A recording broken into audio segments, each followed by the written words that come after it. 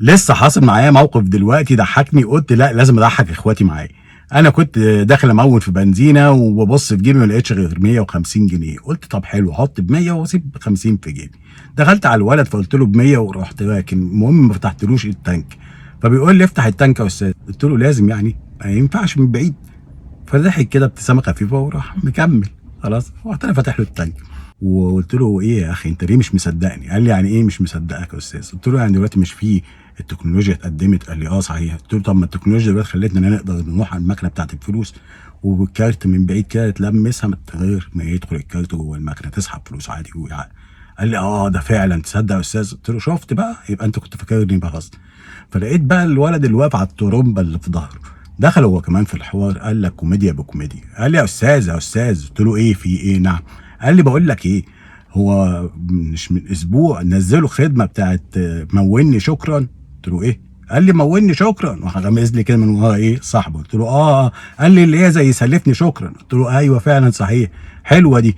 فلقيت الولد جاي لي باللي هو المكنه بتاعته، قال لي امسك بقى. قلت له امسك ايه؟ قال لي مش، قلت له يا عم احنا بنهزر. فوقعنا على نفسنا من الضحك. يعني الولد ده يعني غلبان كان طالع عينه، واضح ان انا جيت له في وقت وهو كان مفيد، بس يعني ضحكنا وفي النهايه هو ضحك. مشيت بقى بقيتش فاهم هل الولد اللي هو بتاع الترومبا اللي كان واقف في ظهره ده يقصد ان هو يلقح عليا عشان داخل بحط ب 100 جنيه، يعني قال لك كباره وداخل يحط ب 100 جنيه يبقى ادخل ولا هو اساسا بيضحك فعلا معانا؟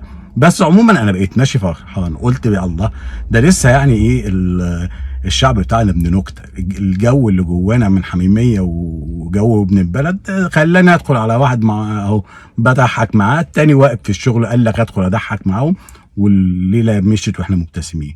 خلوا يومكم فيه ابتسامه. احنا ضغوط الحياه يا جماعه قافله علينا.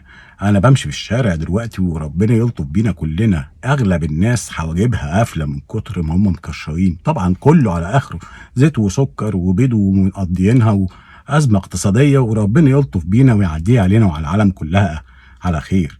بس كل ما الكاوتش يزيد اعملوا زي ما بيعملوه بتوع الكاوتش، 6 بلف. تنزل ازاي بقى والضغوط اللي عليك؟ ما انا جاي في السكه كنت اهو قرفان ومشدود في السواقه، طالع من عندهم مبتسم، واكيد الولد اللي كان واقف ده هو كمان طالع عينه بيشم بنزين طول اليوم وبيناهد مع الزباين ومع زمايله اللي واقفين على التبس. ليله كله ابتسم. الابتسامه تفك شويه اللي احنا عايشينها. فيا ريت يا جماعه كده 6 بلف بتاعك كل شويه تروح مطلعه بضحكه مع كل اللي حواليك بقى، اهلك اخواتك اصحابك زمايلك ولادك، المهم يبقى في يومكم ابتسامه. الضحك بيدي صحه، التكشير بيهد الصحه. ربنا يديكم الف صحه على صحتكم.